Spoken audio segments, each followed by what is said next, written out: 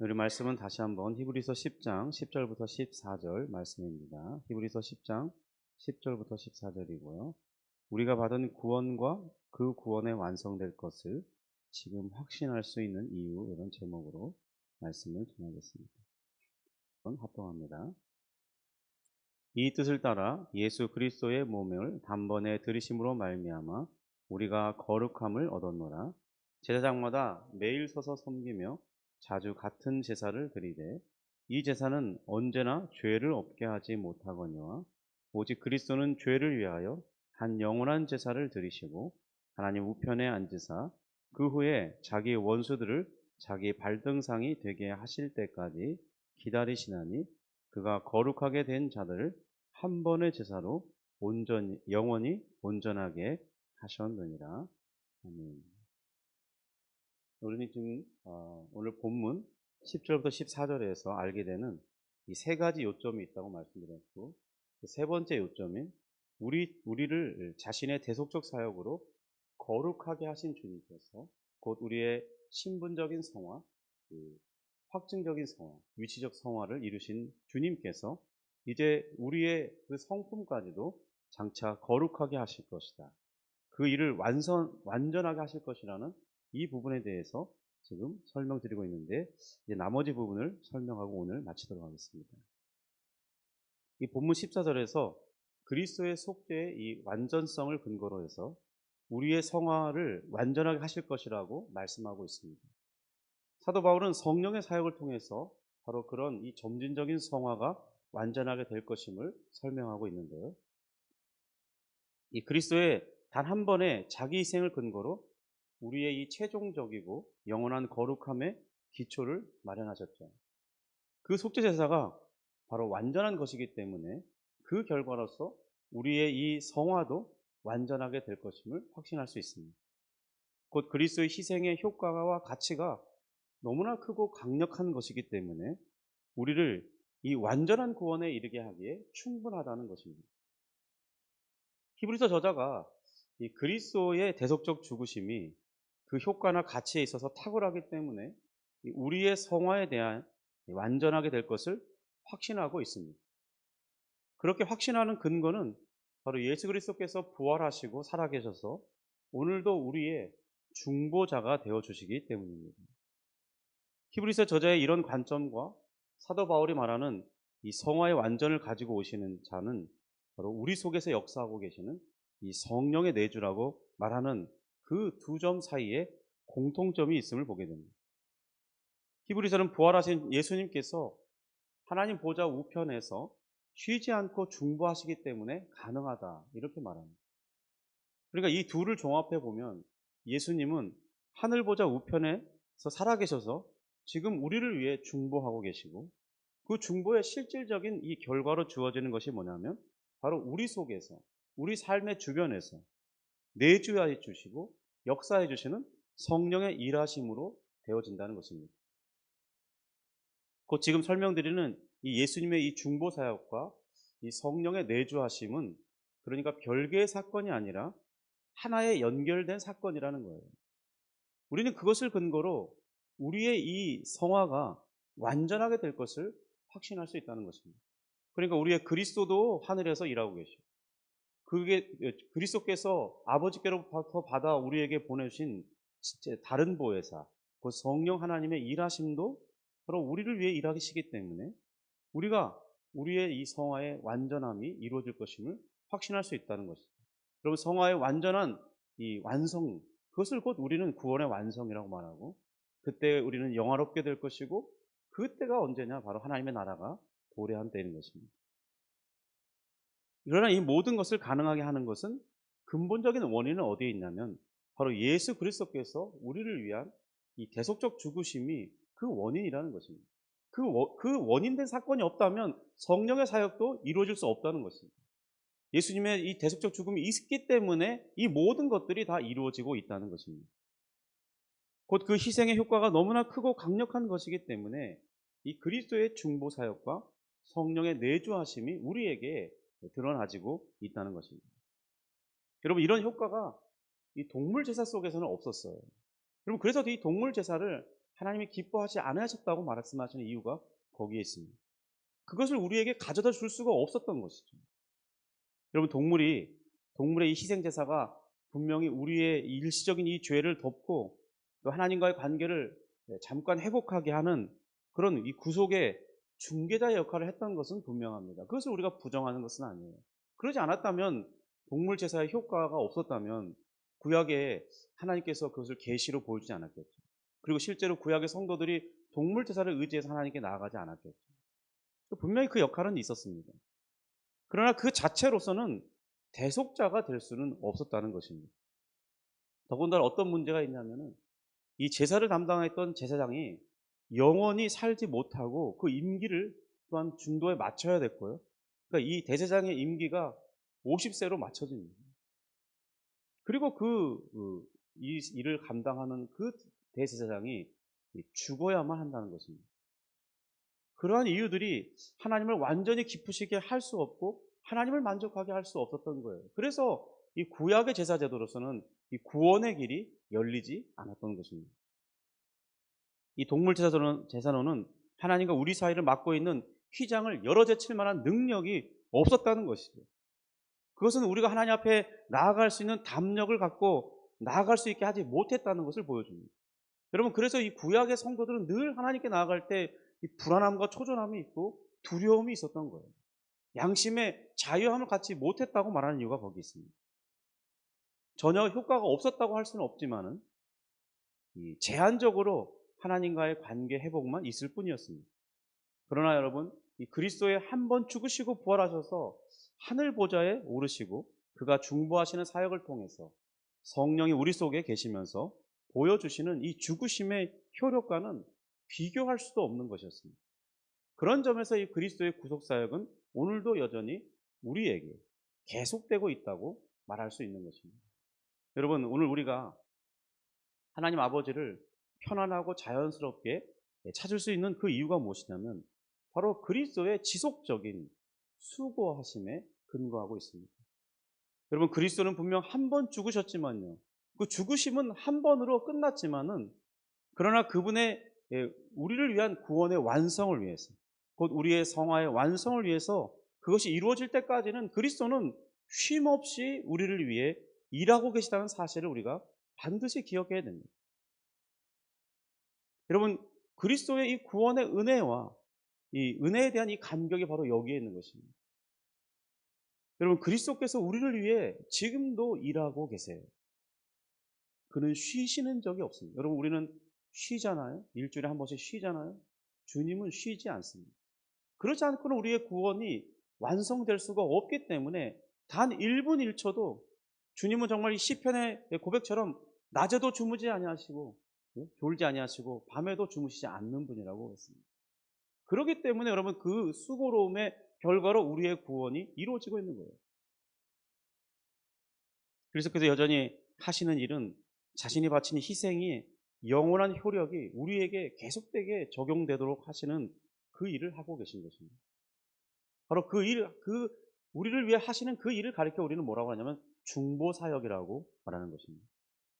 바로 그런 사역이 있기 때문에 우리는 언제라도 하나님 앞에 나아갈 수 있는 것이고, 그리고 그분 안에서 교제하고 친밀한 사귐 속에서 하나님의 영원한 사랑을 확인할 수 있는 것, 그리고 그분으로부터는 생명을 우리가 공급받을 수 있는 것입니다.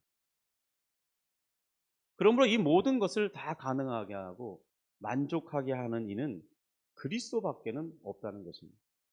여러분, 우리를 위한 구원이 이렇게 많은 것을 요구하고 있어요. 여러분, 생각보다 정말 힘이 많은 것을 요구하고 있습니다. 여러분, 우리 구원이 그렇게 만만한 일이 아니었어요. 하나님이 아니면 할 수 없는 일이 우리를 위한 구속의 은혜였다는 것입니다. 그런데 그 모든 것을 그리스도께서 친히 자원하심으로써 해 주신다는 것을 한번 생각해 보세요. 여러분, 주님이 기꺼이 우리를 위해서 그렇게 하시겠다고 자원하셨다는 것입니다. 그럼 우리가 그것을 생각할 때 어떻게 감동받지 않을 수 있냐는 거예요. 여러분, 그러니까 우리가 너무나 이 강단에서 그리고 일반적인 교회에서 가르칠 때 예수 그리스도의 구속의 은혜를 너무나 단순하게 가르치는 거예요. 그러니까 그 깊이를 이해하지 못하는 성도들은 구원의 감격을 느끼지 못하는 거죠. 여러분, 그러나 우리 신앙의 선배들이 정말 이 힘을 다해서 우리를 위해서 이렇게 재해석하고 성경을 연구해서 가르쳐준 이 교리에 체계적으로 배울 때 드디어 우리는 구원의 감격을 맛보게 되는 거죠. 정말 그들이 심히 수고로움을 가지고 우리에게 이 그리스도의 은혜가 무엇인지를 가르치려고 애썼어요. 한번 생각해 보십시오. 주님이 친히 자원하시는데 그 자원하시는 일이 쉼이 없어야 돼요. 여러분, 천국에 간다고 그의 일이 쉬워지는 게 아닙니다. 한번 그 맡으신 일은 영원히 맡으셔야 돼요. 여러분, 그러니까 그 일은 전능자가 아니면 불가능한 것입니다. 그러니까 이런 은혜를 우리가 받고서도 확신에 이르지 못한다는 것은 참 아이러니일 수밖에 없죠. 여러분, 주님의 이런 은혜와 수고를 우리가 알게 되면요, 나의 구원을 의심한다는 것은 정말 심각한 상황이라는 것을 알게 돼요. 여러분, 주님이 이렇게 확실하게 확고하게 일하고 계신데 어찌 내 구원이 흔들릴 수 있다는 말입니까? 여러분, 그러니까 구원의 이 확신에 대한 기반은 우리에게 있는 게 아니에요. 예수 그리스도의 그분 되심과 그리고 그분이 하시는 일의 사역을 볼 때 확신이 주어지는 것입니다. 여러분, 그래서 우리는 언제나 사도신경을 고백할 때 하늘을 바라보는 거예요. 그 하늘 보좌의 우편에 계신 그리스도를 바라보라고 사도신경이 고백하도록 하는 것입니다. 왜냐하면 그리스도를 바라볼 때 나를 위해 일하시는 주님이 거기 계세요. 그분이 쉬지 않으십니다. 여기에 나의 구원의 확신이 있는 것입니다. 사도 바울도 그래서, 사도 베드로도 그래서 하늘에 우리의 소망이 간직되고 있다고 말하고 있는 것입니다.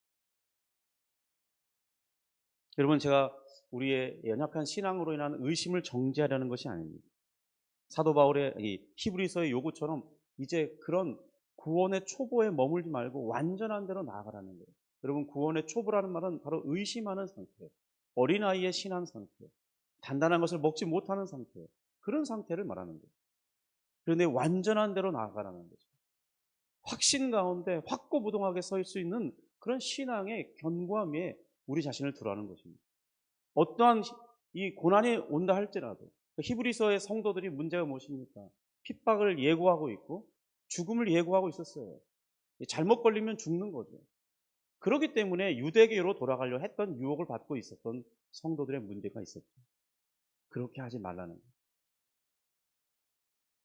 여러분, 예수 그리스도의 구속 사건 그것만을 가지고도 우리는 구원을 받을 수 없었다는 사실을 기억해야 됩니다. 여러분, 예수님의 십자가의 희생 사역 그 자체가 우리를 완전한 구원에 이르게 할 수 없었습니다. 그 일뿐만 아니라 더 많은 것이 요구되고 있다는 사실을 이제 우리가 배움을 통해서 알게 돼요. 그게 무엇이었습니까? 바로 그 구속을 이루신 구속자이시자 대제사장 되신 그리스도께서 친히 살아 계셨어야 돼요. 그래서 그는 부활하셨어야 됩니다. 그리고 그가 이룬 이 구속의 은혜를 계속해서 우리에게 적용되게 하시는 그 사역을 해야 돼요. 그래야 우리의 구원이 완성에 이르게 되는 것입니다. 만약 이 사역을 하지 않으신다면 구원은 반쪽짜리가 돼요. 미완성으로 끝나는 겁니다.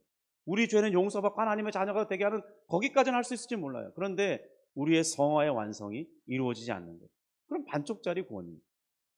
여러분, 그래서 정말 이 구속자의 위치에 선다는 건 많은 것이 요구되는 거예요. 그렇게 쉽게 감당할 수 있는 일이 아니라는 것입니다. 바로 그 일을 하시기 위해서 그리스도의 부활이 더욱 중요해지는 것입니다.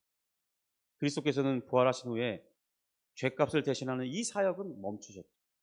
더 이상 십자가에 피 흘리시는 죽음의 사건은 더 이상 하지 않아도 됩니다. 그런데 이 구속의 효력을 우리에게 미치도록 하는 그 사역은 쉬셔서는 안 되는 거예요. 그가 한 번 쉬는 순간 모든 믿는 자들의 구원이 다 수포로 돌아갈지 몰라요. 왜냐하면 믿음이, 그럼 성령의 사역은 중지될 것이고요. 중지되는 순간 우리 믿음은 사라지기 때문입니다. 그러므로 그는 쉬어서는 안 되는 거죠. 성령의 사역도 쉴 수 없는 것입니다. 한번 적용된, 구속의 사역이 적용된 이 성도들에게는 성령의 사역은 쉴 수 없어요. 바로 이런 점에서 그리스도는 히브리서 7장 15절에 보듯이 하나님께서 세우신 멜기세덱과 같은 이 별다른 제사장으로 규정되고 있는 것입니다. 제사장의 직무가 가장 중요한 직무인데요. 그 역할이 영원히 요구되는 거예요. 여러분, 그 역할이 영원히 요구된다는 것을 생각하시기 바라요. 여러분, 하나님 나라가 도래하면 끝나는 게 아니라는 거예요. 한번 그 직무에 딱 들어서면 영원히 해야 되는 사역이 대제사장의 직무예요. 그 역할이 다른 사람으로 바뀌어서는 안 되는 것이죠. 지금 그리스도께서 대제사장으로 계시면서 하시는 가장 중요한 직무가 무엇이냐고 하냐면 바로 중보 사역입니다. 우리를 위한 구속의 은혜가 지속적으로 적용되도록 하시는 그 일을 우리는 중보라고 하는 거예요. 여러분, 그러면 우리가 이 그리스도만이 감당하시는 그 중보 사역을 중보 기도라는 이 오해된 명칭을 통해서 마치 우리가 대신 할 수 있는 일인 것 마냥 말해서는 안 되는 거예요. 우리는 너무나 쉽게 우리 마음대로 해석해서 좋게 꾸며서 사용해요. 그리고 그 정당성을 주장하는데요. 여러분, 중보기도라는 말을 왜 사용하지 못하게 하냐, 중보기도라는 말을 얼마든지 사용할 수 있다, 이렇게 주장하는 글들을 제가 읽어본 적이 있어요. 여러분, 그 성경의 지지를 받지 못하는 그런 식의 행동과 언어를 해서는 안 되는 것입니다. 그럼 성경에서 얼마든지 지지받는 용어가 있어요. 도고라는 용어입니다. 도움기도, 우리 형제를 위해서 그들의 어려움을 생각하면서 예수 그리스도의 이름으로 얼마든지 기도할 수 있다는 거예요. 그리고 또 심지어 예수님께 직접 기도할 수도 있어요. 여러분, 그것을 바로 우리는 도고라고 하는 것입니다. 이렇게 좋은 말을 놔두고 우리 자꾸 예수님의 것을 뺏어다 써요. 그렇게 할 수도 없는데. 여러분, 결코 우리는 중보자가 될 수 없어요. 중보 역할을 할 수 없습니다. 그런데 무슨 중보기도라는 말이 성립이 될 수 있겠습니까? 그런데도 이 대세가 힘을 얻는 거죠. 많은 사람이 쓰니까 된다는 거예요. 여러분, 그건 불가능한 것을 자꾸 다수결의 원칙으로 가능할 수 있는 게 아닙니다. 고집할 필요가 없어요. 그냥 좋은 말 있잖아요. 도움기도, 합심기도, 뭐 도고. 좋은 말 많은데 왜 그걸 안 쓰는지 모르겠습니다. 내가 형제를 위해서 기도하겠습니다. 이러면 끝이지. 내가 중보하겠습니다. 멋있어 보이잖아요. 멋있어 보인다고 그런 말 쓰면 안 되는 거예요. 아니, 그런 역할이 우리에게 주어질 수도 없고 주어지지도 않아요. 그건 우리가 할 수도 없는 일이에요. 그런데 뭘 우리가 예수님을 대신해서 중보하겠다고 할 수도 없는 그 거짓말을 하는 것입니까? 참 안타까워요. 우리 한국교회 그런 말 쓰는 거 보면. 그리스도의 대제사장으로서 그리스도의 사역은 이 자기 인생의 효력을 우리에게 적용하는 그 일에 집중하고 있습니다. 그리스도의 희생제사가 탁월한 이유가 무엇이라고 묻는다면 바로 여기에서 드러납니다. 그리스도의 흘리신 피가 모든 동물의 피보다 더 우월해요. 첫 번째 그 이유는 그가 하나님의 아들이시라는 거예요. 여러분, 예수 그리스도가 육신을 입으신 우리와 같은 사람이지만 그가 흘리신 피는 하나님 아들의 거룩한 피라는 겁니다. 여기에 이 우월성이 있어요. 그리고 이 희생제물을 드린 예수 그리스도께서 지금 부활하셨다는 사실입니다. 그분은 살아계셔서 하나님 보좌 우편에 앉아 계셔요. 이것이 더 중요한 역할이에요. 구속사역은 한 번으로 끝나지만 하늘 보좌 우편에 계신 이 중보사역은 영원히 유지되어야 하는 것입니다. 이것이 탁월성이라는 겁니다. 그리고 자신이 이루신 그 구속의 은혜와 효력을 계속해서 우리에게 부어주고 계십니다. 그러므로 우리는 우리가 이 완전한 구원, 완전한 성화에 이르게 될 것을 확신할 수 있는 것입니다. 바로 이런 사역을 이루실 분은 세상 인간 중에 아무도 없어요. 여러분, 그래서 구원의 이름에 다른 이름은 없다고 말하는 이유가 여기 있어요. 다른 수단을 통해서도 구원에 이룰 수가 없어요. 왜냐하면 하나님이 요구하시는 이 구원의 요구는 이렇게 높아요. 세상에 무엇이, 어떤 행동이, 어떤 선행이, 어떤 공로가 그것을 가능하게 할 수 있다는 말입니까? 불가능해요. 그러니까 하나님께는 그 방법이 다 미치지 못하니까 안 된다고 말하는 것뿐이에요. 여러분, 그분들의 노력이나 수고가 정말 가상하지 않다거나 어떨 때 감동이 되지 않는다는 게 아닙니다. 여러분, 그분들이 하는 선행이나 이 고행은 정말 우리가 존경할 만한 것들이에요. 그렇게 하기가 쉽지가 않습니다. 그렇다고 해도 하나님이 그것을 받아들일 수 없어요. 그러니까 다른 길은 없다고 말할 뿐인 것입니다. 그런 점에서 예수님은 배타적인 구원자이시고 완전한 구원자는 예수 그리스도 한 분밖에는 없다는 것입니다. 여러분, 지금 이 은혜를 우리가 받은 것입니다. 그러므로 은혜를 입은 자로서 우린 자부심과 자긍심을 가지고 살아가요. 그럼 세상에서 외롭다고 느끼는 것 있잖아요. 그리스도인에게는 결코 바른 느낌이 아닙니다. 그런 감정을 우리가 가질 수 있어요. 여러분, 그런데 바르게 생각해야 됩니다. 그리스도는 결코 우리를 떠나신 적이 없습니다. 성령으로 항상 함께해 주시고 있습니다. 그러니까 이 외로움이란 감정은 물론 사람들 사이에서 얻어야 하는 위로와 격려가 있는데, 그런데 우리의 진정한 위로는 어디에서부터 오는 것입니까? 우리의 이 외로움을 떠나보내게 하는 그 진정한 위로는 함께하면 어디로부터 오는 것입니까? 여러분, 우리를 만드신 하나님의 함께하심으로부터 오는 거예요. 여러분, 사람들은 다 때로 떠나기도 하고 배신자로서 나를 등지기도 하고요, 나를 등치기도 합니다. 사람들 사이에서는 완전한 만족은 얻을 수 없어요. 위로는 불가능합니다. 어느 정도는 가능하지만요. 그래서 이 외로움이란 감정을 이기려면 결국 우리 그리스도 안에서 해결하셔야 되는 것입니다. 그러면 그런 외로운 감정을 우리가 느낄 수 있게 되는데, 그 원인은 뭐냐면 바로 그리스도께서 우리를 이끄시는 그 친밀한 사귐 가운데로 들어가지 않기 때문입니다. 여러분, 우리가 그리스도와 사귀는 이 친밀한 사귐과 교제 가운데 계속해서 머물려는 그런 노력을 하지 않기 때문이에요. 이것을 우리가 게으름에 빠졌다고 말하는 것인데, 사도 바울이나 사도들이 한결같이 우리에게 열심을 내라고 말하죠. 여러분, 여기 이 열심에 대한 바른 해석을 해야 됩니다. 단순히 많은 일을 하는 것, 교회나 여러 가지 우리에게 있는 많은 직무들이 있잖아요. 그런 직무에 열심을 내라 말하는 게 아니에요. 물론 그것도 필요하지만 더 근본적인 것은 하나님을 사랑하고 그리스도 안에서 참된 교제를 누리고 그 안에는 풍성한 그 사랑과 생명을 공급받는 그런 하나님의 임재 안에 머무는 일에 열심을 내라는 거예요. 여러분, 이것이 바로 모든 사역들보다 우선되어야 할 것입니다. 그래서 예배의 우선순위를 두라고 하는 이유가 여기에 있어요. 실천적인 의미에서 주일 성서를 하라고 하는 이유가 여기에 있는 것입니다. 예배는 가장 근본적인 하나님과 교제하는 시간이죠. 그를 사랑하는 시간입니다. 하나님의 사랑을 확인하는 시간이에요. 우리가 하나님을 경외하는 시간이죠. 성령의 효력적인 사역이 충만한 시간이 바로 예배 시간입니다. 정말 성령님께서 예배 시간에 효력적으로, 효과적으로 일하세요. 말씀이 펴지는 순간, 이 칼빈은 그랬어요. 말씀이 펴지는 순간 성령은 일하시고 말씀이 덮어지는 순간 성령은 휴지하신다 그랬어요. 그리고 그만큼 예배 시간이 우리에게 힘 있는 은혜 받는 시간이에요.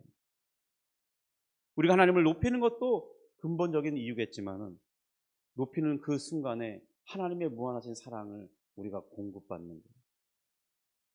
정말 풍성한 나눔의 시간이 그 안에 있어요. 여러분, 그래서 예배는 중요하다고 말하는 것입니다. 우리가 점진적인 성화를 위한 그리스도의 두 가지 사역이 있습니다. 우리의 이 완전함에 대한 확신은 부활하신 그리스도께서 수행하시는 두 가지 사역으로 드러납니다.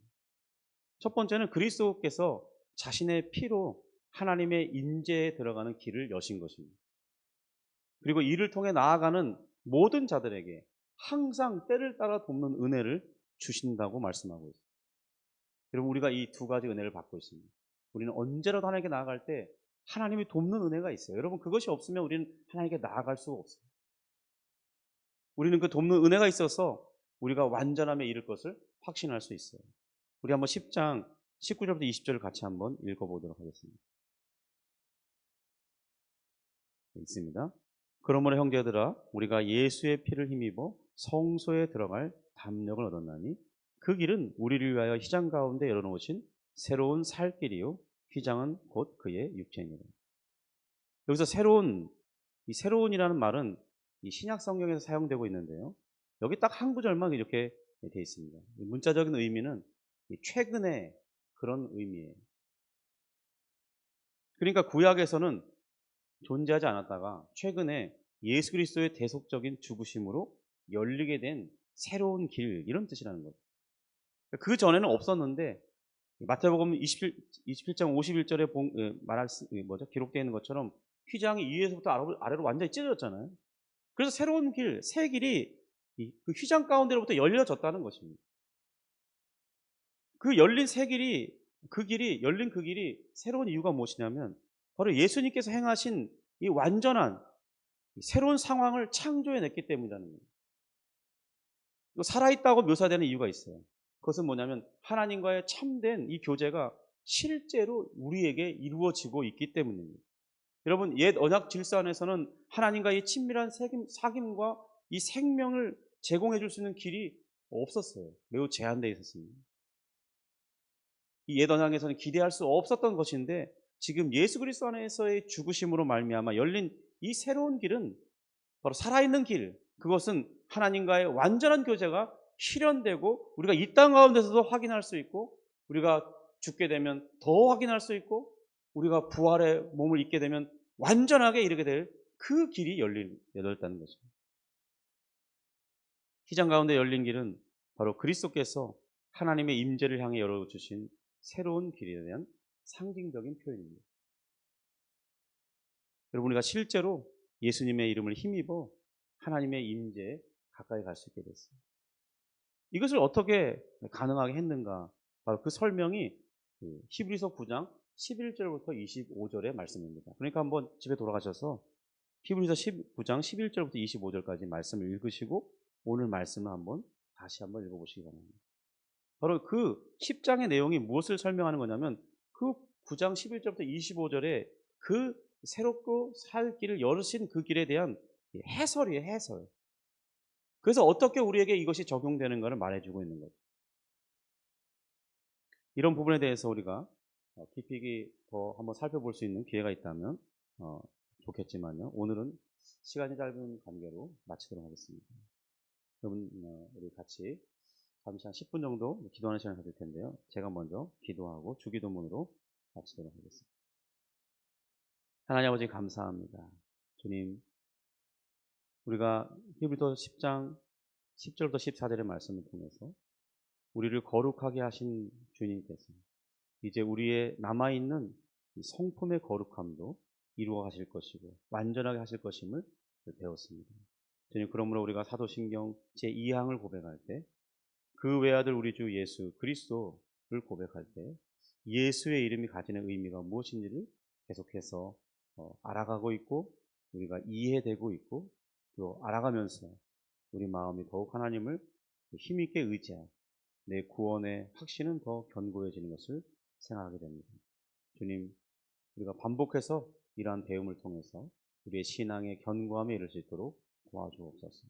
그리고 또 하나님, 오늘 우리가 배운 이 은혜를 생각하면서 기도할 때 실질적인 하나님과의 친밀한 사귐과 교제가 하나님의 무한한 사랑에 확신을 하면서 오늘 나를 위해 수고하시는 그 주님을 생각할 때 위로받고 격려받고 용기를 가질 수 있도록 도와주시고 또다시 우리가 주님을 예배할 수 있는 은혜의 힘을 얻게 하여 주옵소서. 예수의 이름을 힘입어 기도할 때 우리 예수님께 기도할 때 주님 응답의 확신을 얻게 하시고 그 증거를 우리 마음에 큰 평강이 임하게 하여 주옵소서. 예수님의 이름으로 기도합니다. 아멘.